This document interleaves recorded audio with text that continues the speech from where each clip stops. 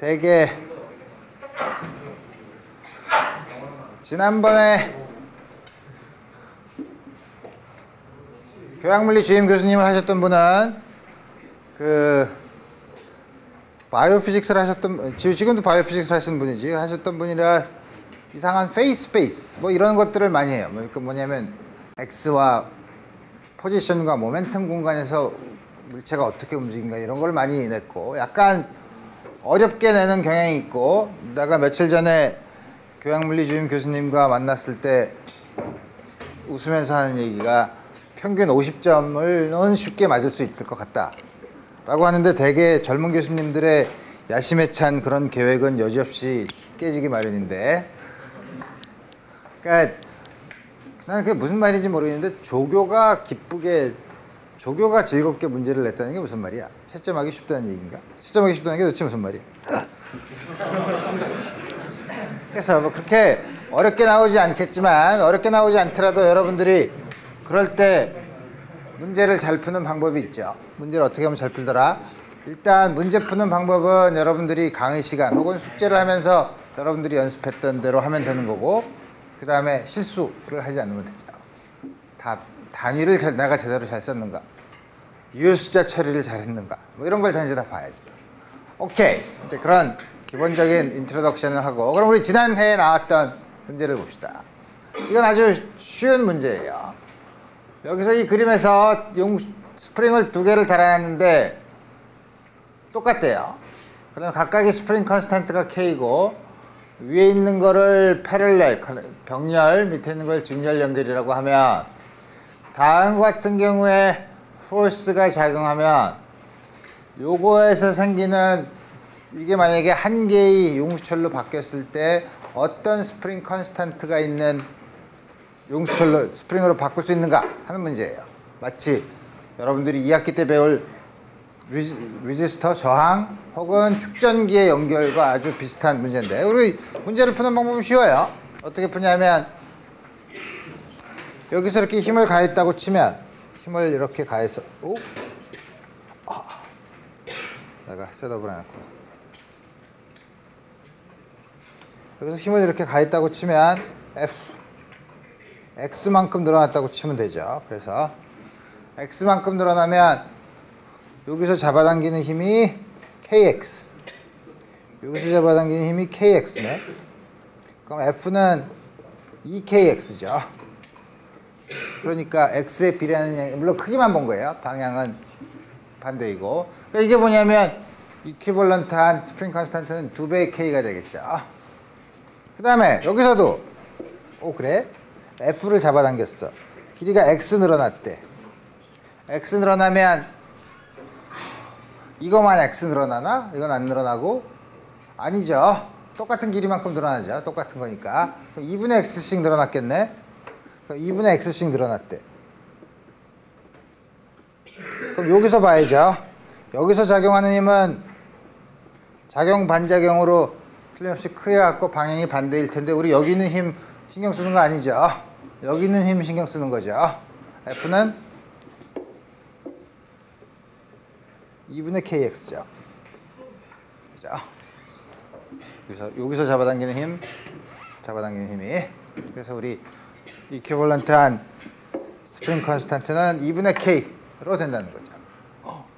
그럼 이게 일반화 시킬 수 있죠. N개 있으면 이퀴벌런트한 스프링 컨스탄트 NK, 이거는 N개 있으면 N분의 1K가 되겠죠. 왜냐하면 늘어난 길이가 하나가 늘어난 길이가 N분의 X가 될 테니까. 우리 이건 아주 쉬운 문제예요. 그래서 20점 먹고 들어가는데, 작년에 이 시험 문제의 평균이 25점이었어요.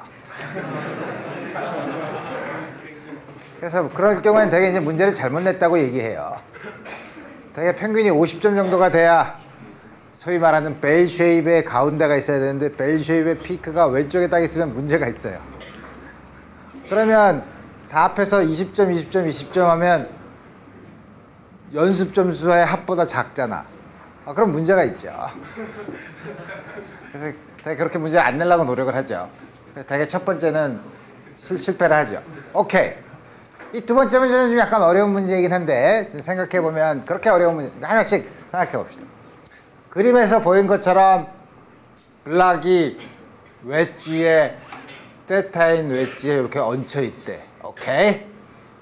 그래서 누가 이걸 잡고 이렇게 잡아당겼대요. 엑셀러레이션 A로. 오케이? 이 모션은 이 방향으로 이렇게 움직이는데, 그럼 이렇게 움직이는데 위에 있는 물체가 밑으로 미끄러지지 않게 잡아끌 수 있는 최대 가속도를 구하래요. 그러면 틀림없이 여기는 프릭션이 있겠네. 여기도 프릭션이 있을 수 있지만 그 프릭션을 거스르고 이걸 A로 보낸다니까 우리 밑에는 우리 생각할 필요 없어요. 이게 A로 간다는 건 이게 A로 붙어서 미끄러지지 않고 간다면은 이게 이렇게 가는데 이게 막 빨리 올라갈 수는 없죠. 그죠? 미끄러진다면 다른 얘기지만 미끄러지지 않는다면 틀림없이 이거랑 이거는 같은 가속도로 움직일 거라 이거예요. 괜히 이게 혼자서 막 이렇게 가지는 않죠. 그래서 우리 그런 경우를 생각해보고 머릿속으로 생각해보면 이거를 확 빼면 쑥 빠지죠. 우리 잘 아는 것처럼 헝겊 보자기를 올려놓고 그 위에다가 병을 놓은 다음에 확 잡아 빼는 뭐 이런 거 많이 하죠. 그런 거랑 비슷하죠.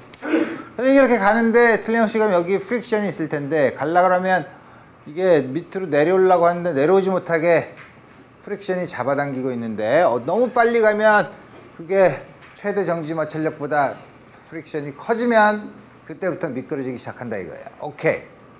그러면 여기 작용하는 힘이 다 합해서 어떻게 되나? 요 물체에 작용하는 넷 포스가 다 합하면 이쪽 방향으로는 0이고 이쪽 방향으로는 질량 m짜리가 a로 가속도로 움직인다고 움직이면 되는 거죠. 그럴 때 힘의 넷 포스를 생각할 때 이제는 뭐냐 하면 여기 작용하는 힘들을 여러 개를 생각해 본 다음에 성분을 나눠서 생각하면 된다 이거예요. 근데 우리 좌표축을 어떻게 구하나? 좌표축을 이렇게 잡으면 좋은데 물체가 우리 작용하는 힘을 먼저 생각해 보면 되죠.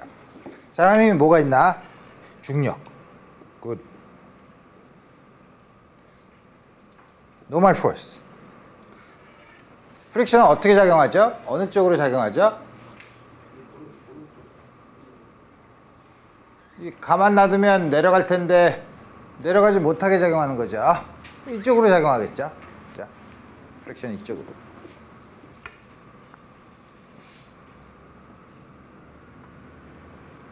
이제 다음 같이 다 됐어요.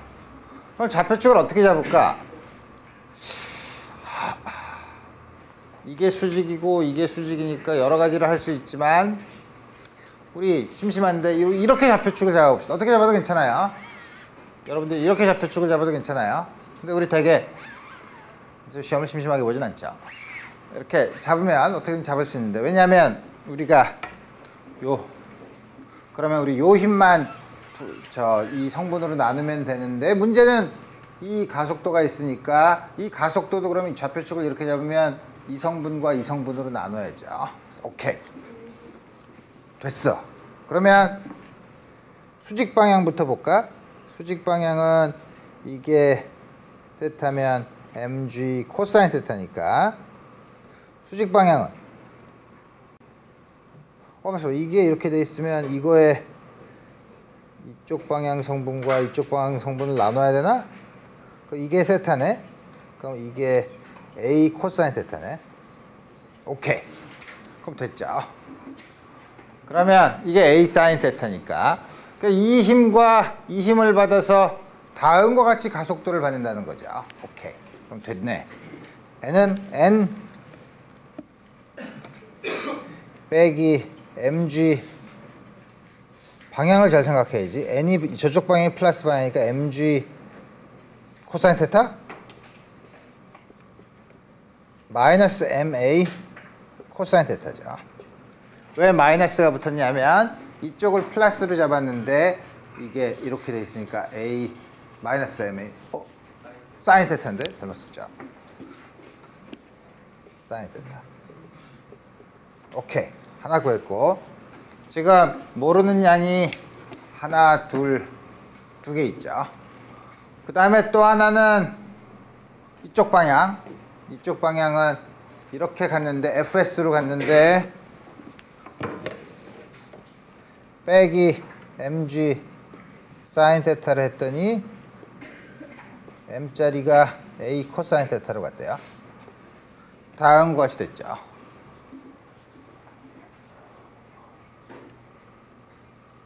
그러면 n은 m g 코사인 테타 마이너스 a 사인 테타네. 오케이. 그냥 노멀 포스가 있는 게 아니라 이렇게 잡아당겨주면 이만큼 빠지는 모양이죠. 오케이. 그 다음에 fs는 mg 사인 테타 플러스 a 코사인 테타.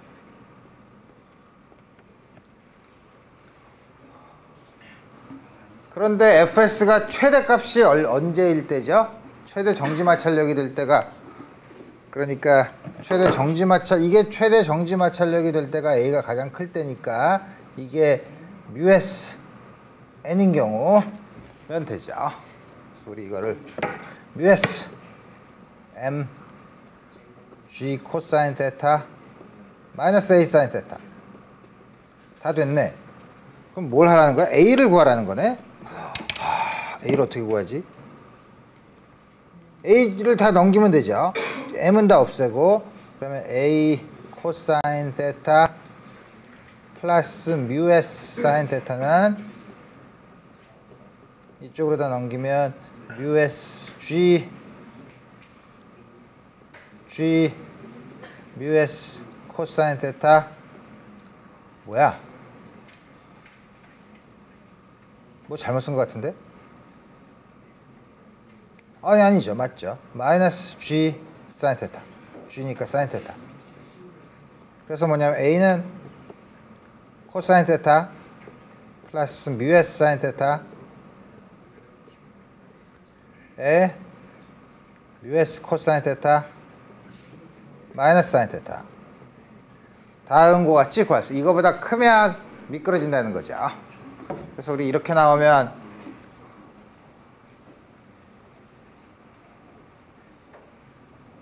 물론 이렇게 쓸 수도 있지만 뭐 우리 여러 가지 장난을 많이 할 수 있어요. 뭐냐면 분자분모를 코사인 테타로 나눠주면 µs 마이너스 탄젠트 테타 1 플러스 µs 탄젠트 테타. 그럼 µs를 탄젠트 파이라고 놔. 그러면 이거는 탄젠트 뮤 파이 마이너스 테타인가? 파이 플러스 테타인가? 마이너스 테타죠. 다음과 같이 쓸 수 있죠. 그렇지만 이런 필요 없죠. 다음과 같이 쓰면 돼요. 우리 다 구했죠. 두 번째 문제 쉽네. 왜 이렇게 작년에 1차 시험은 사람들이 헷갈려서 못 풀었을까? 희한하죠. 세 번째 문제는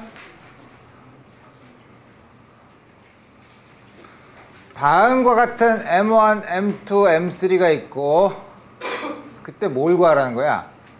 M1에 이렇게 올라가는 엑셀러레이션을 구하래. 줄과 풀리의 매스는 무시하래요. 조금 복잡하죠. 그렇지만 우리 이럴 때 어떻게 하라 그랬죠? 각각 작용하는 힘을 구하라 그랬죠. 그러면 제일 쉬워 보이는 게 요거네. 그럼 여기에 T3가 작용하는데 우리 문제를 그럼 이게 올라가는지 내려가는지 어떻게 하나? 모르죠. 정하면 돼요. 이렇게 내려온다고 하지 뭐. 그렇게 했는데 만약에 그게 음수가 나오면 반대 방향으로 가는 것보다 하면 되죠. 그래서 우리는 지금 내려오는 걸로 친다 이거예요. 뭘로? A3로. 이게 mg. 그러면 m3g m3g 빼기 t3를 했더니 m3가 a3로 내려온대. 자, 이제 뭘 해야 되냐? 요걸 봐야죠. 이게 t3면 이쪽도 t3로 잡아당기겠네. 이거를 잡아당기는 게 T1이라고 하면 이렇게 이쪽은 이렇게 잡아당기죠. 이것도 당연히 T1으로 잡아당기겠죠. 왜냐하면 잡아당기는 힘만 반대 방향으로 바꾼 거니까. 그러니까 여기는 T1이 두 개네. T3가 이렇게 올라가서 여기 있는 물체가 가속을 해야 되는데 질량이 없죠.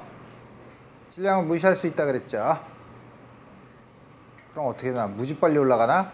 이 힘이, 두 개의 힘이 같은 모양이죠. 다른 것, 질량이 없을 땐 두 개의 힘이 같아요. 그러니까 T3가 ET1. 요게 질량이 있으면 문제는 달라지죠. 그 다음에 이제 나머지 요 거를 봐야죠. 요거는 여기 작용하는 힘은 M1G. 이렇게 올라간다고 치죠. A1. 이게 A1이면 이건 당연히 이쪽 방향으로 A1이겠죠. 줄이 늘어나거나 줄어들지 않는데. 그렇지만 요거는 요게 정지하고 있을 때 그렇죠. 그죠? 근데 지금 이게 A3로 내려오면 이 전체 시스템이 정지하고 있는 거에서 A3로 가속되는 시스템에서 본 거죠. 자, 근데 바깥에서 보면 요게 정지하고 있는 좌표계에서 보면 요게 A1이지만 요게 가속이 다음과 같이 되고 있으면 헷갈리지. 헷갈리니까 뭐냐면 이거는 요게 정지되고 있을 때의 가속도라고 하면 실제로 바깥에서 본 관측자가 봤을 때는 A3만큼 더해주면 되죠. 위쪽으로 A3. 다음과 같이 된다고 생각하면 되죠. 그러니까 문제가 좀 약간 복잡해요. 사람들이, 그래서 학생들이 여기서 요걸 계산하는데 좀 약간 헷갈린다 이거예요. 그렇지만 우리가 뭐냐면 어떻게 구별하냐면 이게 정지해 있을 때 되는 가속도랑 거기에다가 이게 전체가 다음과 같이 가속되는 거라고 생각을 하면 그럼 이제 거기다 가속도를 더해주면 되는 거죠. 그래서 뭐냐면 요게 작용받는 힘은 T1 빼기 M1G. 그게 어떻게 된다는 거야? M1이 A1, A3. 여기서 조심해야 될 건 A1은 A3가 0일 때, 다시 말하면 요게 고정되어 있을 때 가속도라고 생각을 해보면 다음, 아닌가? 맞죠? 요거는 M2G T1. 이거는 위로 올라가는 게 밑으로 내려가는 걸로 해볼까? 밑으로 내려가는 거를 M2G 빼기 T1. 내려가는 게 플러스로 우리 여기서 정했으니까 M2 A1 빼기 A3. 우리가 구하는 건 뭐죠? M1의 가속도를 구하는 거니까 M1의 가속도는 A1 더하기 A3를 구하면 되죠. 이거 구하면 되죠. 근데 가만히 있어보자. 식이 왜 이렇게 복잡해? 미지수가 A1, 3, T1, T3 4개네. 그죠? 식이 4개죠. 우리 풀 수 있죠. 어떻게 푸나? 이거 두 개를 이거 두 개를 더하고 이걸 두 개를 더하면 되겠네. 아, 그래도 안 되는데?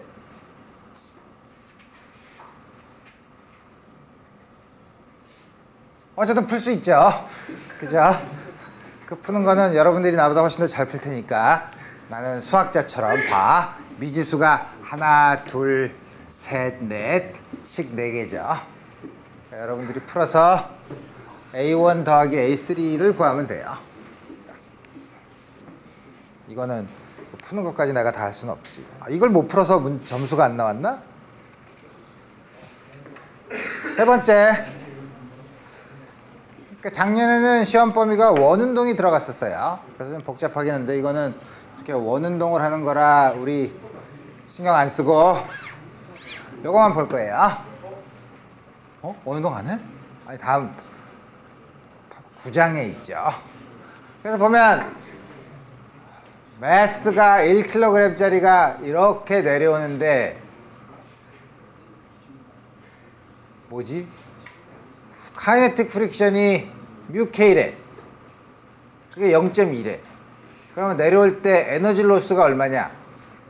그 다음에 내려왔을 때 카이네틱 에너지가 얼마냐 이거 물어보는 거죠. 우리 이거는 신경 쓰지 말고 요거만 봅시다. 요거는 나중에 원운동을 배운 다음에 우리 다시 한번 생각해 볼 수 있죠. 요건 어떻게 생각하냐면 오케이 그러면 마찰 여기서 이건 mg 당연히 n μk 아니지 μk 미끄러지고 있는 경우니까 이쪽으로 마찰력이 작용할 테고 그러면 요게 세타라고 하면 요게 세타야. 그럼 mg n은 mg 코사인 세타 그 다음에 이쪽으로 내려오는 거는 힘은 μkn이니까 μk mg 코사인 세타 그걸로 이만큼 내려오죠. 그죠? 근데 코사인 세타가 이게 100이면 세타가 45도죠. 그러니까 루트 2분의 μkmg 한 1은 잘 계산해야 되죠. 에너지 로스면 양수인가 음수인가? 양수를 해야죠. 잃어버린 양이 얼마라고 물어보니까 실제로 계산하면 마이너스 f.d를 해야 되지만 에너지 로스를 물어보면 부호를 빼야죠. 그래서 에너지 로스는 요거에다가 μkmg 루트에다가 뭘 곱하면 되지? 길이를 곱하면 되지. 100 루트 2 100 μkmg 한 다음에 μk에다 0.2 mg 다 집어넣으면 되죠. 내려왔을 때 카이네틱 에너지는 어떻게 되나? 우리 역학적 에너지 보존 법칙은 쓸 수 없고 열 에너지까지 포함한 토탈 에너지가 보존된다고 쓰면 맨 위에서는 mg 100짜리가 내려왔을 때는 여기서는 중력 포텐셜 에너지의 기준점을 여기로 넣으면 중력 포텐셜 에너지는 0 2분의 1부는 운동 에너지를 늘리고 1부는 다음과 같이 썼대. 그죠? 그래서 양변에서 m을 없애고 뭘 구하라 그랬지? b 제곱은 200g 이상한데?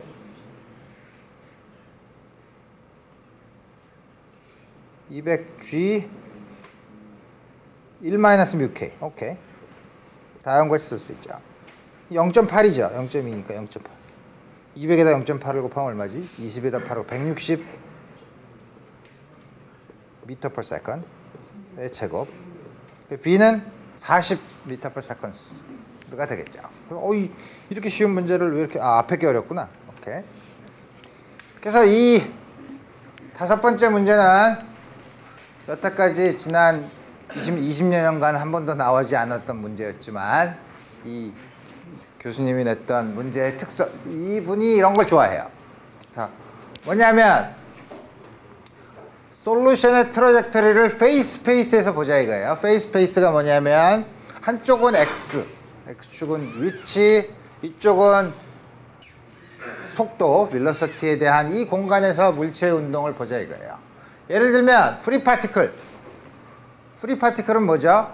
일정한 속도로 쭉 움직이는 경우죠. 일정한 속도라는 건 V가 이쪽이면 여기서는 이 직선은 V가 일정한 곳이죠. V가 일정한데 V가 양수죠. 그 V가 이 위쪽에서는 Y축의 위쪽에서는 X축이 Y가 양수인 부분에서는 입자가 있으면 이렇게 쭉 가는 거죠. V가 음수면 음수로 간다는 거죠. 이쪽으로 X는 그러니까 이렇게 변하겠죠. 다음과 같은 경로를 따라서 페이스 스페이스에서 움직인다 이거예요. 프리 파티클인 경우에는 다음과 같이 우리 쓸 수 있다 이거예요. 오케이. 잘 됐네. 다음과 같은 걸 쓰면 이제 보자 이거예요. 뭐냐면 이제는 A와 B를 지나는 점에서 입자가 fx가 마이너스 mg, x가 위아래 지구 표면 위에서 위아래 쪽으로 생각하는 중력이라고 하면 x와 v 사이에 어떤 관계가 있을까? 처음에 그러면 au랑 b면 처음에 예를 들어서 va, 요건 처음에 vb라고 하면 되죠. 그러면 v랑 처음 속도 v, 이건 x와 v의 함수니까 틀림없이 v를 x의 함수로 표현하면 그림을 그릴 수 있죠. 그러면 v랑 처음 속도 x 사이의 관계 뭐가 있죠? 뭐가 있긴? 이게 있죠. v 제곱 마이너스 v0 제곱은 뭐더라? 2배 a x 마이너스 x0인데 x 여기서 요 점은 전부 다 x가 0인 곳이니까 다음 것이 쓸 수 있고, 근데 a가 얼마인가? a가 여기서 마이너스 g죠. 그러니까 마이너스 gx, 2gx야. 그러니까 요거는 틀림없이 v 제곱은 뭐냐? v는 스퀘어 루트 v 처음의 속도가 v 제곱이니까 2배 gx. 요거는 스퀘어 루트 va 제곱 2배 gx. 다음과 같이 주어지죠. 그 수식으로 했네. 그 다음에 이걸 그리래네. 이거 어떻게 그리지? 이 함수를 그려야 되죠. 이 함수는 어떻게 그리나? 처음에 이걸 쓰면 x는 v의 2차식이죠. 이게 x고 이게 v였으면 2차식을 그리면 되죠. 근데 x와 y가 바뀌었으니까 어떻게 돼요? 옆으로 이렇게 그리면 되죠. 옆으로 그리면 되는데 vb가 다음과 같은 경우에 플러스면 x가 점점 커지면 문제인데, 점점 커지면 이게 음수가 되는데 마이너스가 돼야 되나? 헷갈리죠. v가 처음에 vb가랑 va가 양수야. 근데 x는 0이야. 그럼 x가 점점 커지면 이게 음수가 될 수는 없죠. 그죠? 그러니까 vb가 더 크죠. vb가 어떻게 돼서 x가 이렇게 점점 커지면 v가 줄어들다가 어떻게 되나? 어느 점에서 v가 0이 되는 점이 있겠네. 그죠? v가 0이 되는 점이 언제죠? 2g분의 vb 제곱이죠. 그러니까 여기서 2g분의 vb 제곱, 그 다음에 x가 그 다음부터는 이거보단 커질 수가 없으니까 다음과 같이 움직이겠죠. 2차. 이 함수를 봤을 때 이렇게 2차 함수 중에 한 부분을 그려야 되죠. 물론 요거 마이너스를 붙이면 이렇게 되겠죠. 대칭이 되는 그 둘 중에 하나만 그린 거예요. 밑에 있는 것도 마찬가지로 그리면 VA가 더 작으니까 요게 0이 되는 점이 더 작을 테죠. 그래서 요거는 요렇게 가겠지 뭐. 오케이. 다 그렸어. 이 두 개가 서로 만나나? 두 개가 만나지 않죠. 그죠? 두 개가 만나려면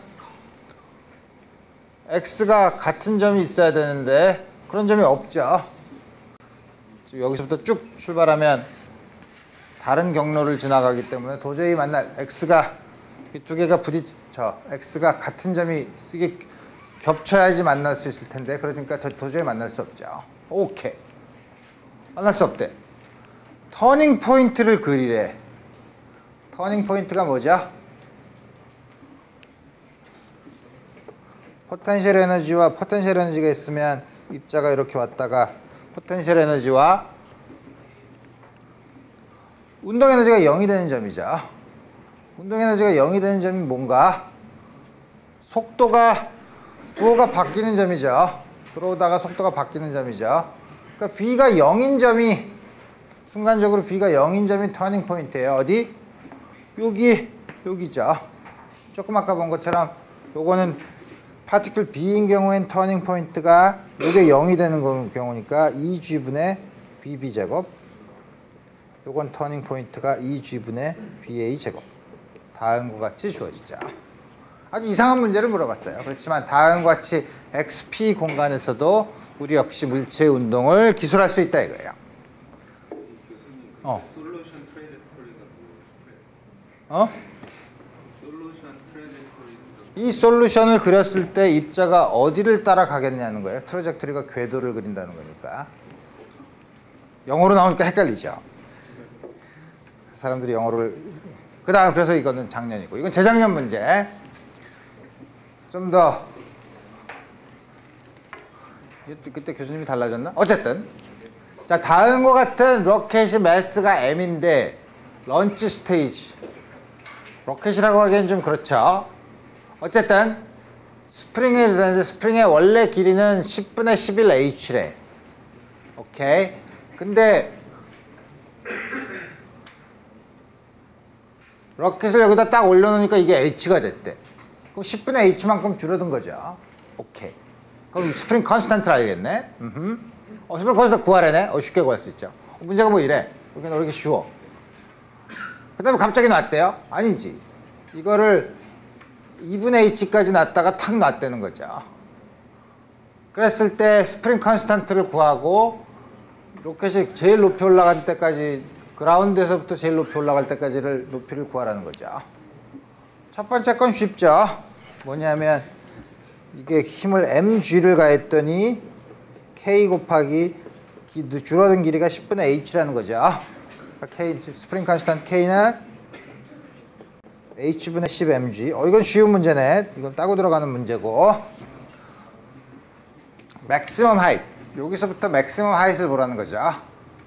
여기 있을 때, 여기를 기준점으로 보면 우리 미케니컬 에너지가 보존되는 시스템이니까 여기 있을 때 요물체 포텐셜 에너지 용수철과 중력에 의한 포텐셜 에너지 제일 높이 올라갔을 때는 카이네틱 에너지는 없고 스프링의 포텐셜 에너지도 없고 중력에 의한 포텐셜 에너지만 있죠. 그리고 그 관계 두 개가 같다고 하면 되죠. 오케이. 그럼 처음에 줄어들었을 때는 여기를 기준점으로 하면 mg 2분의 h 중력에 의한 포텐셜 에너지. 그 다음에 용수철에 저장된 포텐셜 에너지는 2분의 1 k 줄어든 길이가 얼마죠? 아니지. 원래 10분의 11이었다며. 10분의 11에서 2분의 1을 빼면 5분의 3 h 5분의 3 h의 제곱 맞죠? 길이 잘 봐야 돼요. 얼만큼 줄어들었나? 5분의 3 h만큼 줄어들었죠. 카이네틱 에너지 없죠. 처음에 맨 위에 올라갔어도 카이네틱 에너지가 없죠. 이게 뭐냐면 맨 위에 올라갔을 때 왜냐면 그라운드부터 그러니까 이게 그라운드 같지? 여기서부터 이렇게 올라간 높이가 mg 높이 올라갔으니까 h라고 합시다. 그럼 양변에서 우리 가볍게 mg는 다 없애고 2분의 h 더하기 요건 5 나누기 h 25분의 9h 제곱 2분의 h 플러스 5분의 9h 10분의 5 더하기 10분의 18이니까 얼마죠? 이런 건 되게 나보다 잘 계산해야 되는데 얼마죠? 23. 꽤 쉽게 구할 수 있다 이거예요. 왜 이렇게 쉽지? 왜냐면 첫 번째 문제니까 맛보기로. 두 번째 문제. 드디어 이제 문제가 점점 이상하게 보이죠. 두 개가 나왔지만 얘네는 똑같은 오케이 다 풀어봐. 똑같은데 뭐가 다를까? 문제를 보면 알죠. 두 개의 블락이 전부 다 질량이 m이래. 그 다음에 질량을 무시할 수 있는 줄과 질량을 무시할 수 있는 폴리에 연결되어 있고 하나는 평평한 호리전탈한 수평면에 하나는 각도가 30도인 테타인 곳에 있다 이거예요. 우리가 많이 본 풀리 문제네. 프릭션이 없다면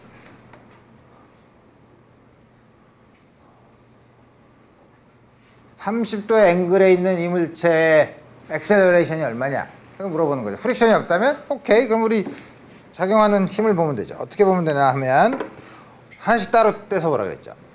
여기에 작용하는 수직인 힘은 노멀 포스랑 서로 상쇄가 되고 아래 위로 움직이지 않으니까 우리 이건 생각할 필요 없고 이쪽으로는 줄이 잡아당긴대. T. 줄이 잡아당겨서 이쪽으로 A로 간대. 그러면 T는 MA야. 여기서는 줄이 이렇게 하면 줄이 이쪽으로 잡아당기겠네. 그럼 이거는 MG가 있고 노멀 포스가 있겠네. 그러면 MG 코사인 테타는 코사인 함수는 생각할 필요 없고 이게 A로 가면 밑에 있는 것도 이쪽 방향으로 A로 가죠. 그러니까 크기는 똑같고 방향만 바뀌었으니까. 그럼 어떻게 되나? MG 사인 30도 그거 얼마지? 왜 모르는 척해? 2분의 1 빼기 T는 M자리가 A죠. 두 개를 더하면 되죠. 두 개를 더하면 T가 없어지죠. 2분의 1 MG는 2배 MA. 그래서 A는 4분의 G의 가속도로 가죠. 오케이. 첫 번째 문제를 풀었네. 만약에 양쪽이 똑같은 프릭션이 있다, 프릭션 컨스턴트 코에피션트가 똑같다는 거겠죠. 프릭션이 똑같다는 건 말이 안 되고. 그럴 때 맥시멈 스태틱 프릭션 코에피션트를 구해라. 이게 움직이려고 하는 순간이라고 하면 이게 최대 정지 마찰력이 되려고 하는 순간이겠죠. 그걸 어떻게 푸나? 이건 풀기 어렵겠네. 쇼 맞춤을 하면 안 되지. 이게 뭐가 지우는 게 있는데 모든 그 삭제. 둘 다 마찰력이 있는 경우. 그럼 요거는 작용하는 힘을 보면 mg 움직이기 시작하는 순간을 생각해 봅시다. 그때 전부 다 최대 정지 마찰력이 걸린다고 생각하면 되니까. 정말 최대 정지 마찰력이 걸리나? 그냥 마찰력이라고 생각해 보고. 그럼 이게 T 마찰력 F 움직이려고 하는 순간에는 T랑 F가 같은 거죠. 자, 여기서는 T1, F1이라고 합시다. 잡아당기고 mg 이쪽으로 mg 코사인 사인 테타 mg 코사인 테타 쪽으로 n2 그러면 T 마찰력이 있을 거 아니야. 내려가려고 하는데 내려가지 못하게 마찰력이 있으니까. 그러면 T 플러스 F2 마이너스 mg 사인 테타 이게 0이겠네. 그 다음에 n2는 mg 코사인 30도 n1은 이게 n1이라고 하면 n1은 mg 다음과 같이 주어지죠. 미끄러지려고 하는 경우엔 다음과 같대. 이게 모르는 게 하나, 둘, 셋, 넷, 다섯이 아니네. 다섯인데 이건 아니까 이건 없다고 쳐도 하나, 둘, 셋, 넷인데 식은 세 개죠. 우리 풀기가 어렵죠. 그러면 어떻게 하나? F2는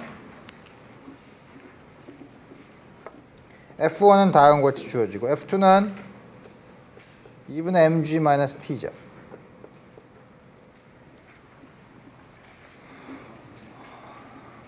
그런가? 그렇죠.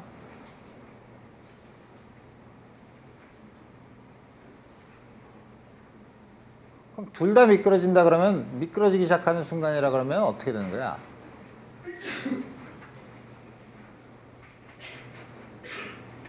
내가 왜 고민하고 있냐면 이거는 미끄러지는데 이게 아직 최대 정지 마찰력에 도달하지 않았으면 이건 미끄러지고 싶어도 이것 때문에 못 미끄러지죠. 그렇죠? 그 다음에 이거는 미끄러지려고 조금 아까 그 얘기를 했나? 이게 다시 이게 최대 정지 마찰력보다 크게 잡아당기는데 이거는 내려가지 않으려 그러면 이거는 내려가는데 최대 정지 마찰력에 아직 도달하지 않았으면 이건 내려올 준비가 됐는데 이게 안 내려오니까 못 내려오죠. 반대로 이건 틀림없이 내려올 준비가 다 됐는데 최대 정지 마찰력보다 더 큰 힘이 작용하려고 하는데 이게 전혀 꿈쩍거리지 않으면 안 움직일 수 있죠. 그럼 어떻게 하나? 두 개가 동시에 최대 정지 마찰력 헷갈리죠. 그래서 보면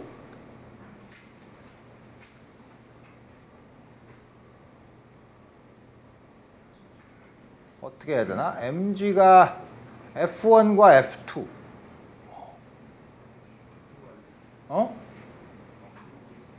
f1과 f2가 같아요? 다르잖아.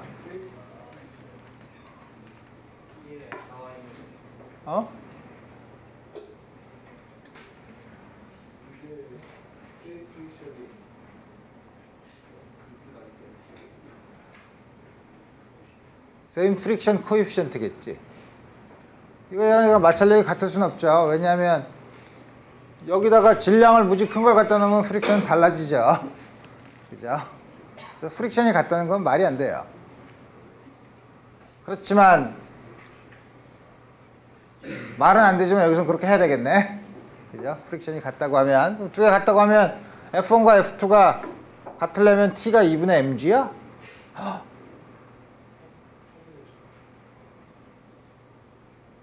그것도 아니잖아. 헷갈리죠? 그래서 문제에서 여기서는 답은 어떻게 풀었나 보자. 갖다가 놓고 풀면 바보야. 그지?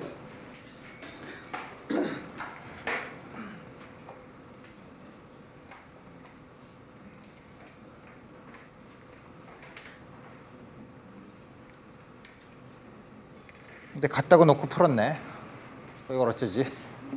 내가 그래서 이거 문제가 잘못됐다고 내가 계속 주장을 했는데 이걸 어떻게 하나? 두 개 F1과 F2가 전부 다 최대 정지 마찰력이라고 하면 그렇게 놓고 문제를 풀면 굉장히 이상한 얘기지만 그럼 어떻게 되나? T가 F1이 μs mg네. μs mg. 그럼 F2는 mg 2분의 1 마이너스 μs. 그러면 지금 이걸 구한 거 아니야? 지금 내가 뭘 구하는 거죠? Maximum Static Fraction Coefficient μs를 구하는 거지. 오케이. 그럼 μs를 어떻게 구하나? N2가 이게 뭐더라? μs N2 mg 코사인 30도. 코사인 30도가 얼마죠? 2분의 루트 3. 양변에 2를 곱하면 mg로 나눠주고 1 마이너스 2배의 μs는 루트 3 μs. μs는 2 플러스 루트 3분의 1 2 마이너스 루트 3이네. 이게 답이래? 그러네. 이게 답이래네. 이상하죠? 조금 아까 내가 했던 걱정은 안 하잖아. 그죠? 내가 했던 걱정대로 하려면 이런 문제 안 나올 거예요. 내가 했던 걱정대로 하려면 첫 번째 이게 둘 다 조금 아까 이게 특별한 경우고 이게 이거는 최대 정지 마찰력으로 거의 되려고 하고 그때 이거는 최대 정지 마찰력보다 잡아당기는 힘이 늘어났을 때 그땐 내려오죠. 그죠? 그러니까 어떤 경우가 내려오냐면 어떻게 된 경우더라도 이렇게 내려와서 잡아당기려면 여기서 두 개가 똑같은 가속도로 움직이죠. 그러니까 여기서 나오는 최대 정지 이게 내려와서 최대 정지 마찰력으로 잡아당기려면 이것도 가속도가 조금 크려고 하면 이것도 조금 커야 되니까 두 개의 정말 그러면 둘 다 최대 정지 마찰력이어야 되겠네. 이렇게 다음과 같이 문제를 풀 수 있고 밑에 있는 문제는 뭔가 똑같은 건데 뭐가 다르다는 건가? A번은 똑같고 B번은 여긴 프릭션이 없어. 여기에만 프릭션이 있어요.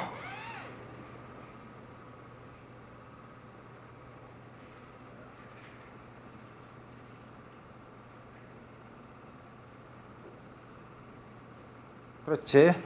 그럴 땐 맥시멈 스태틱 코에피션트를 어떻게 구할까? 여기서 이게 프릭션이 없고 이게 거의 움직일 때는 A가 거의 0 근처면 T가 0이죠. 그죠? T가 0일 때 이게 내려오는 이때 작용하는 마찰력이 최대 정지 마찰력이 될 조건을 구하면 되겠죠. 그런가? 그런 것 같은데? 그게 뭐냐면 지난번에 내가 비탈에서 저 나무 판때기에다 동전 놓고 올렸을 때 그 나오는 거죠. 뮤S가 탄젠트 세타면 되는데 지금 그 세타가 아니잖아.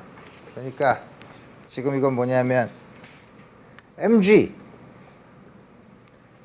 노멀 포스가 있고 이렇게 있으면 요 양이 mg 코사인 30도니까 n은 mg 코사인 30도 세타, 요거는 mg 사인 테타가 뮤s mg 코사인 테타가 되면 되죠. 이게 최대 정지 마찰력이 됩니다. 왜냐하면 t가 0이 되는 이게 마찰이 이게 움직이는 순간은 텐션이 0이면 되니까 뮤s는 탄젠트 테타죠. 테타가 30도니까 탄젠트 테타면 얼마인가? 탄젠트 30도 루트 3분의 1 그죠? 오케이. 다음과 같이 문제를 풀 수 있다 이거야. 뭐 그렇게 어려운 문제도 아니에요. 그렇지만 생각하기가 좀 어렵죠. 이건 여러분들이 문제는 아주 쉽지만 여러분들이 잘 생각해 봐야 돼요. 자, 보면 문제가 뭐냐면 여기 트럭이 일정한 속도로 움직이고 있어요. 트럭이 일정한 속도로 움직이는데 여기다가 박스를 여기다 탁 놨어요. 박스는 정지한 상태에서 이렇게 탁 놨어요. 근데 정지한 게 탁 놓으면 아주 짧은 시간 동안 쭉 미끄러져다가 딱 쓴다 이거예요. 딱 쓴 다음에 그 다음부터는 이거랑 같은 속도로 트럭이랑 같은 속도로 움직이겠죠. 다음과 같은 상황이라 이거예요. 그래서 이게 항상 일정한 속도로 움직이는데 물론 여기 와서 쿵 이렇게 세게 툭 던지면 밑으로 쿵 하겠지만 여기서 살짝 놓으면 어쨌든 쭉 미끄러지다가 결국은 같은 속도로 이렇게 움직이는 경우예요. 좀 복잡하죠. 그렇지만 어떤 일이 벌어지냐면 그때 이제 보면 이게 속도가 변할 텐데 왜냐하면 갑자기 큰 물체가 다 실으면 가기가 더 힘들죠. 그렇지만 엔진을 밟아서 이거는 일정한 속도로 이렇게 움직이게 하겠다 이거예요.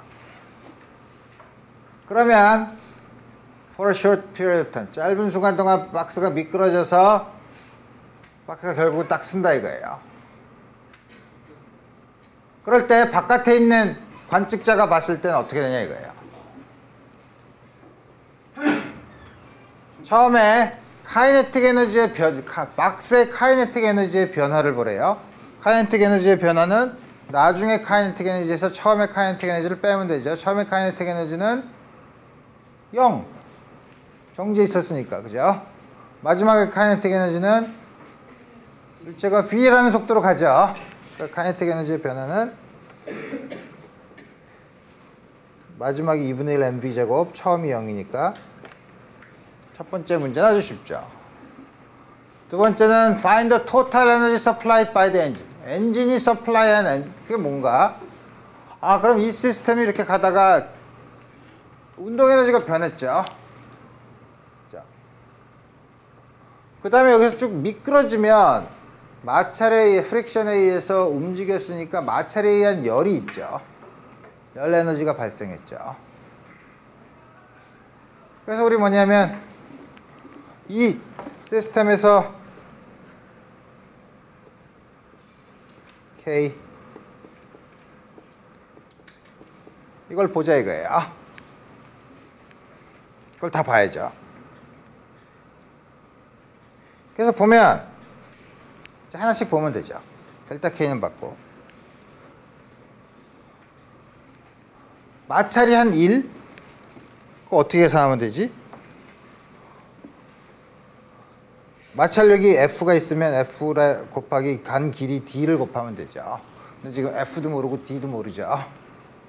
그렇지만 우리 보면 여기 운동 마찰 계수가 μK라고 주어져 있죠. 2분의 1이라고 주어져 있죠. 그러면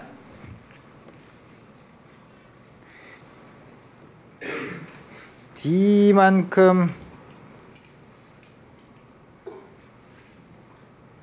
그렇지. 그러면 그동안 받는 힘은 마찰력은 얼마냐면 F는 쉽지 뭐 마이너스 μK mg 마찰력 다음과 같이 받죠. 간 거리는 이렇게 이게 m짜리가 a니까 그럼 가속도는 μkg네. 일정한 가속도를 받고서 처음에 속도가 0인 게 v가 된 거죠. 그죠? 그러면 우리 알 수 있네. 뭐냐면 두 개의 속도의 차이. v 처음 마지막 속도는 v제곱, 처음 속도는 0. 2배 a d 2배 방향이 반대니까 gd. 간 거리를 알죠. d는 2μk g분의 v제곱. d를 알았어. 그러면 마찰력이 한 1의 크기를 계산할 수 있죠. 크기는 F는 μk mg래. 거기다가 v제곱 2배 μk g래. 2분의 mv 제곱이네. 2분의 mv 제곱이죠. 그 외에 뭐 다른 거는 한 일은 없죠.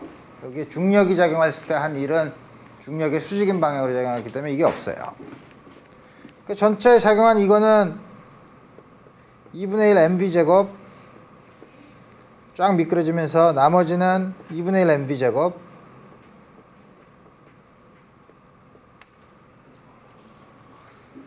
요 박스에 전체 운동 에너지와 열 에너지의 합이 변화가 생겼네.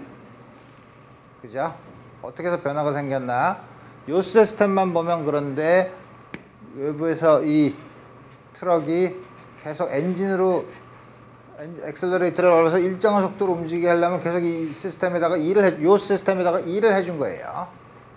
우리가 한 것처럼 만약에 그 안에 어떤 우리가 클로즈드 시스템의 역학적 에너지의 변화 혹은 마찰이 있을 때는 역학적 에너지 플러스 열 에너지의 변화 혹은 내부의 구조가 바뀌면 역학적 에너지 플러스 열 에너지 플러스 내부 구조의 에너지의 내부 에너지의 변화가 0이 아니면 그건 틀림없이 그 시스템에 대해서 외부에서 그만큼 일을 해준 거예요. 그렇죠? 근데 변화를 우리가 계산을 했으니까 그 변화가 mv 제곱이라 이거예요. 그러면 외부에서는 트럭이 틀림없이 엔진이 한 일이 이만큼 일을 해줘야 된다는 거죠. 외부에서 한 일은 그래서 mv 제곱이 되죠. 오케이. 그래서 처음 요런 이제 앞에서는 문제는 쉬운 문제, 좀 어려운 문제, 생각하기 정말 어려운 문제 이렇게도 나오지만 생각하기는 어렵지만 우리 배운 거를 차근차근 생각해 보면 이럴 때 이런 게 나왔을 때 도대체 뭔 소리야 무슨 말인지 하나도 모르겠네. 여러분들이 고등학교 때까지 시험을 보면서 얻은 레슨이 있죠. 문제가 길수록 쉬워요. 문제가 길다고 해서 절대 겁먹을 필요 없어요. 왜냐하면 문제가 긴 건 학생들이 잘 모를 테니까 이해를 시키려고 자꾸 설명을 해주는 거예요. 그 설명을 쭉 따라가서 하는데 물론 아이디어를 중간에 집어넣어야 되지만 우리 문제가 길수록 쉽다는 거예요. 오케이. 그 다음에 이제 드디어 지난 2년 동안의 문제를 보고 3년 전의 문제까지 풀어야 되네. 오케이.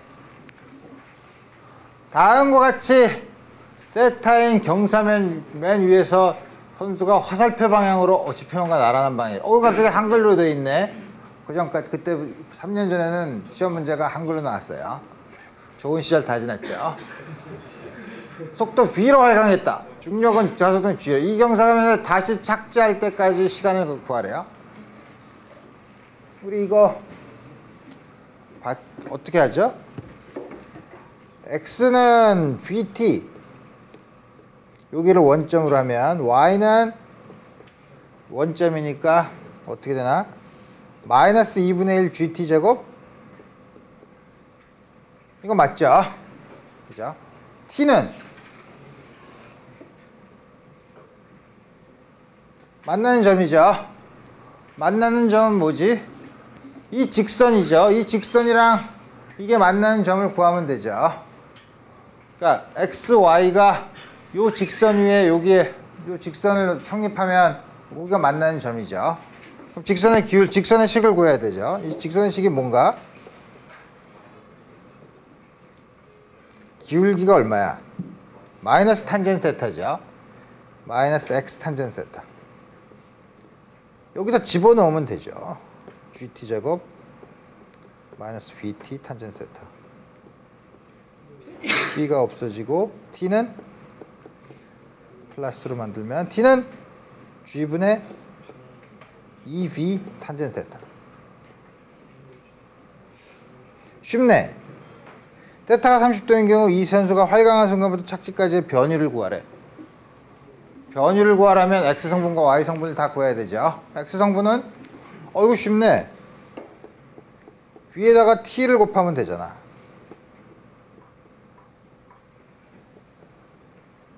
두 배의 V제곱 탄젠트 세타 나누기 G. Y는 마이너스 2분의 1 G T제곱 G분의 4배의 V제곱 탄젠트 제곱 세타 마이너스 2배의 V제곱 탄젠트 제곱 세타. 변위를 구하라고 했으니까 R 착지까지의 변위는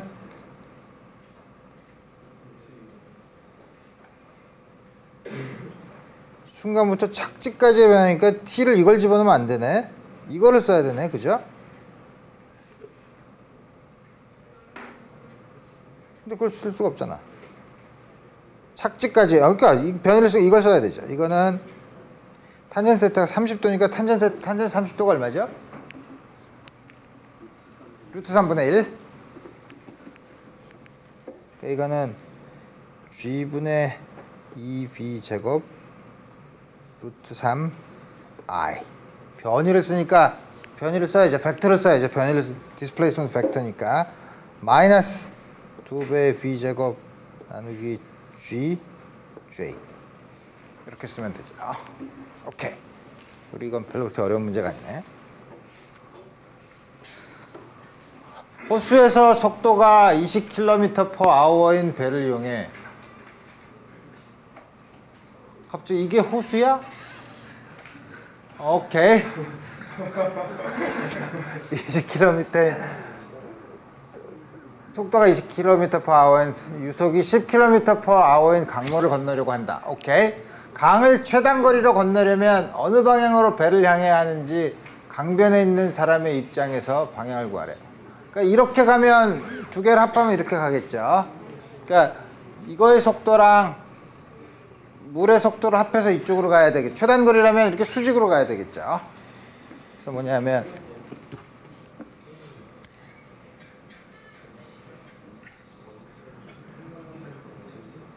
이렇게 가야 된다는 거죠. 자, 그럼 이게 20, 이게 10. 그럼 이게 얼마야? 사인 세타가 2분의 1이죠. 30도죠. 30도. 그거를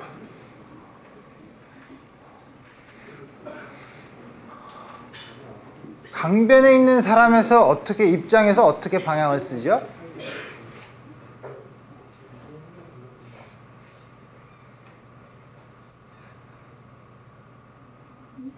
여러 가지 방법으로 배를 정면으로 바라봤을 때 이쪽으로 30도? 말이 이상하잖아. 그림을 그리고 여기에 30도라고 쓸 수도 있는데 그러지 말고 동쪽에서부터 이게 무슨 말인지 모르겠네. 강변에 있는 사람의 입장에서 어떻게 쓰지? 처음 시작하는 배와 다음과 같이 있을 때 이 배가 이거에 대해서 30도의 각도로 이렇게 온다고 하면 되죠. 뭐. 이 경우 강의 폭이 1km였다면 강을 건너는데 몇 분이 걸리냐? 이 속도가 이 크기가 얼마냐고 물어보는 거죠. 이거를 10km, 1km로 나눠주면 되죠. 이게 얼마인가? 10 루트 3이네. 그죠? 10 루트 3 km per hour. 그럼 1 나누기 10 루트 3 몇 분이 걸리니? 이건 시간이죠. 그죠? 곱하기 60. 6 나누기 루트 3. 2 루트 3 분. 나중에 단위를 쓸 때는 항상 괄호를 써야 되죠. 근데 이럴 때는 여러분들이 굉장히 고민스럽죠. 답을 이렇게 써도 될까? 유효 숫자를 쓰려는데 유효 숫자가 한 개네. 그럼 이건 1.7이면 반올림하면 2니까 4니까 4분이라고 써야 하나? 헷갈리죠? 이렇게 답을 어떻게 쓸까? 근데 트릭이 있어요. 이렇게 써. 그리고 밑에다가 유효 숫자 한 개까지 구해야 하므로 4분. 이렇게 쓰면 되죠. 자, 그러면 나중에 4분이 이게 왜 4야? 2루트 3이지 하고서 채점을 할 때 그걸 쓰면 이 친구는 잘했구만. 가산점. 뭐 이렇게 줄 수 있죠. 문제 4번. 조금 아까 많이 본 그림이죠. 그림과 같이 경사면 형태의 자동차가 있는데 정지마찰계수라는 건 최대 정지마찰계수일 테고 뮤인 경사면의 질량 m의 물체를 얹고 이 물체가 미끄러지지 않도록 유지하면서 자동차가 이제는 이쪽으로 가는 게 아니라 이쪽으로 간대. 똑같은 문제였죠. 가속도의 방향이 다를 뿐이죠. 가속도의 방향이 다른데 아주 다른 일이 벌어져요. 보면 물체가 받는 마찰력의 방향을 구하고 그 이유를 쓰래. 물체에 가해지는 노멀 포스를 구하래. 이 상태가 가질 수 있는 이게 최대 가속도가 얼마냐? 문제를 역시 그러면 이 물체에 작용하는 힘 mg normal force n 그러면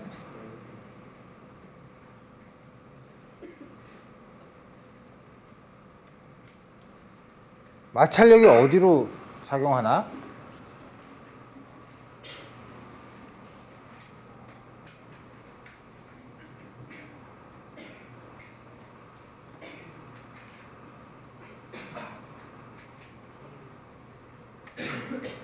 마찰력이 어디로 작용해요?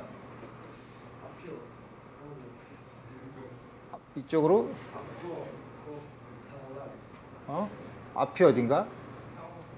이렇게 작용하나? 이렇게 작용하나?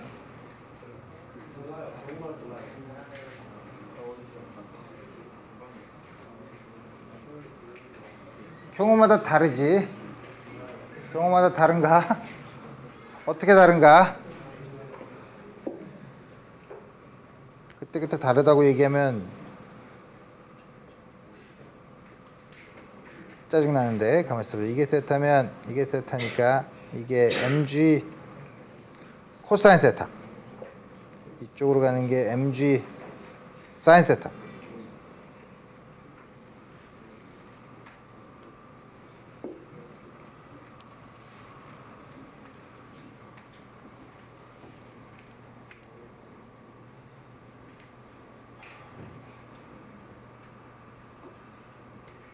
모르겠네. 그죠? 왜냐하면 물체가 가속도가 굉장히 크면 올라가려고 하니까 올라가는 걸 방해하는 방향으로 할 테고, 물체가 천천히 움직이면 내려가려고 하는 거를 방해하는 힘으로 받겠죠. 그러니까 어떻게 되는지 모르는데, 우리 그걸 이제 그러면 방향을 봐야 되는데, 어디 여기서는 답은 어떤 식으로 얘기를 했나?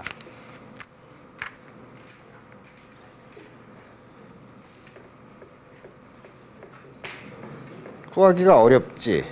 구하기가 어려우니까 그럼 이렇게 하면 돼. 어떻게 하면 되냐면 오케이. 이럴 때 마찰력이 이쪽으로 작용한다고 쳐요. 그죠?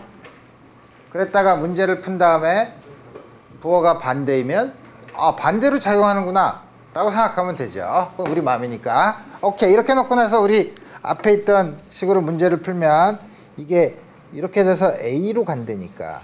A로 이렇게 간다니까. 그럼 이쪽 방향의 성분.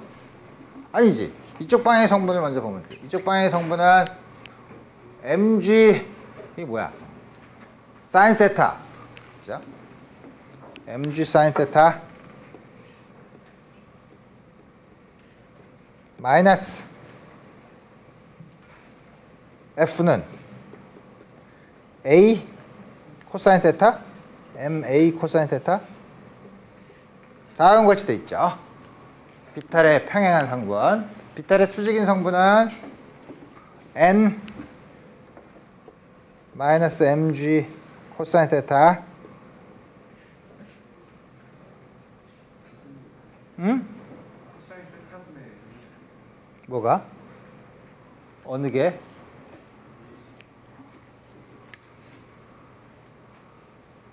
뭐가 지금 뭘 얘기하는 거예요? 식이 뭐? 어느 걸 얘기해? 식이 어떻다? 난 식이 보기 아주 예쁘고 멋있어 보이는데 뭐? 식이 어떻다는 거야? 식이 어디가 잘못돼 보인다는 거야? 어느 게?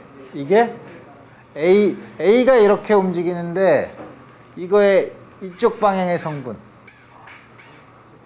더 커질 수 없잖아, 성분이. 오케이. 내가 헷갈리네. 가면서 지금 뭐라고 썼지? 수직 방향 MA sin 테타.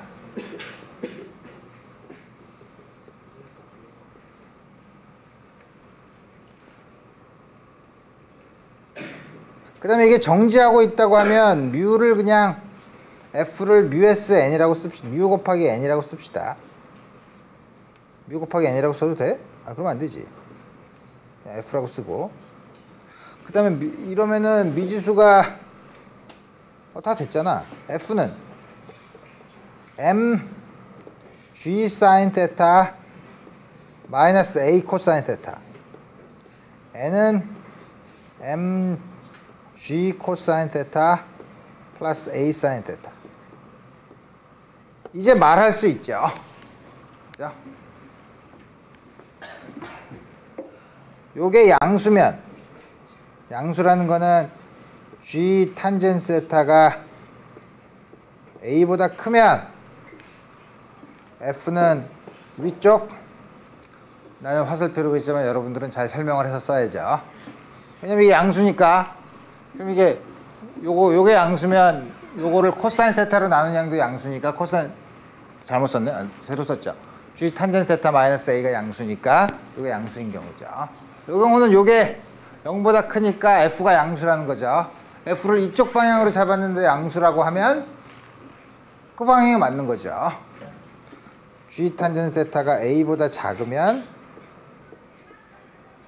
F는 내려가는 방향으로 작용한다 이거예요. 음수니까. 이 상태에서 갈 수 있는 최대 가속도를 구하래. 최대 가속도는 A가 자꾸 커져야 되니까 A가 무지무지 커질 거니까 우리 이 조건을 쓰면 되죠. 그죠? 이거는 최대값이 이거보다 더 커질 수 없죠. 이건 더 커질 수 있는 거죠. 이 경우를 봐야 되죠. 이 경우에서 최대 mg는 이게 뮤 곱하기 n이면 되니까 이게 뮤 곱하기 n이면 되니까 g sin 테타 마이너스 a 코사인 테타가 뮤 g 코사인 테타 플러스 a sin 테타. a에 관해서 풀면 뮤 a sin 테타 플러스 a에 관해서 풀면 a 코사인 테타 플러스 뮤 사인 테타는 g 사인 테타 마이너스 뮤 코사인 테타. 그래서 a는 맥시멈이죠, 물론. 뭐지? G 코사인 테타 플러스 뮤 사인 테타 사인 테타 마이너스 뮤 코사인 테타. 헷갈리니까 A 맥시멈을 분자분모를 세타로 코사인 테타로 나눠주면 G 탄젠 테타 마이너스 뮤 1 플러스 뮤 탄젠 테타. 다음과 같이 주어지죠.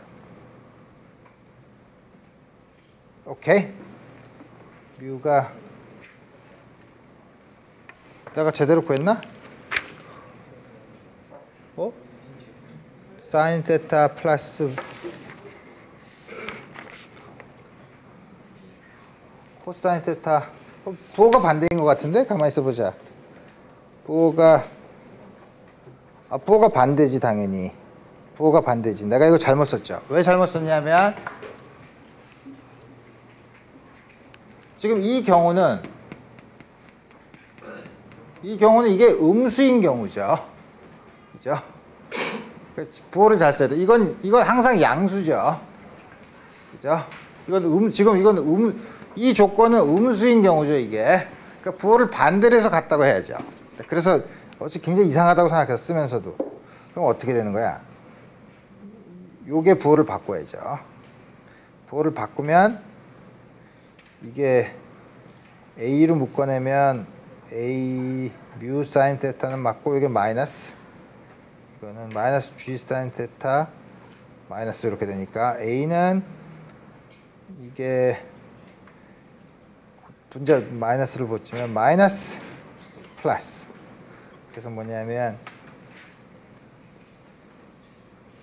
다음과 같이 줘야 되죠. 이거 나도 많이 틀리겠네. 부호를. 그러니까 뭐냐면 지금 그렇지만 로직은 알겠죠. 맥시멈 액셀러레이션을 구하려면 이건 벌써 어퍼 바운드가 있기 때문에 더 이상 커질 수는 없지만 이거보다 더 큰 조건을 구해야 되고, 이 조건에서는 요게 음수기 때문에 F가 뮤 곱하기 n이라고 써야 될 때는 요게 음수니까 마이너스 부호를 붙여서 요게 뮤 n이라고 써서 우리 A에 관해서 풀면 되죠. 내가 처음에 왜 이상했냐고 하면 이게 마이너스였으면 코사인 테타가 작으면 작을수록 이게 음수가 될 수 있기 때문에 굉장히 이상한 결과가 얻어진다고 생각을 했어요. 그래서 이상해졌죠. 그래서 보니까 다 됐네. 그 다음에는 여러 가지 문제가 있지만 혹시 저울에 관한 문제가 나오면 여러분들 저울에 몸무게를 잴 때 체중계 위에 딱 올라서면 저울에 나타나는 눈금은 뭘 나타내죠?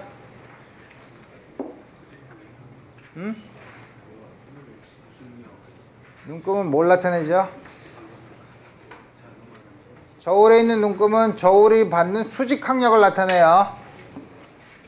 저울을 스키보드로 딱 타고 하늘에서 떨어지면 저울에서 아무것도 안 받죠. 저울에 나타나는 눈금은 저울이 받아서 난 들어가지 않을래 하는 수직 항력을 나타내는 눈금이에요. 그래서 우리 저울을 밟고 떨어지는 거 생각해 보면 되죠. 여러분들이 엘리베이터에서 서 있는데 엘리베이터가 갑자기 쑥 내려가면 어떻게 되죠? 자기 몸에 받는 힘이 작아지죠. 밑에 저울이 있으면 밑에 저울은 수직 항력이 작아져요. 그러니까 저울 눈금이 작아지죠. 몸무게가 줄어든다고 얘기하죠. 반대로 위로 가속도를 잡아당기면, 말로 하니까 헷갈리지? 물체가 있는데 물체가 A로 올라가면 물체가 바닥에 있어요. mg normal force.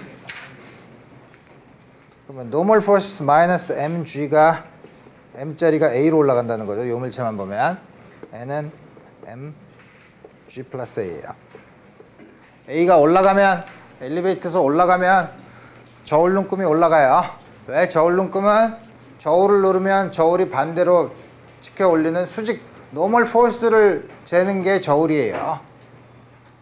이해하기 어려우면 저울을 바닥에다 붙이고 위에서 뛰어내리는 경우로 생각해 보면 되죠. 아니면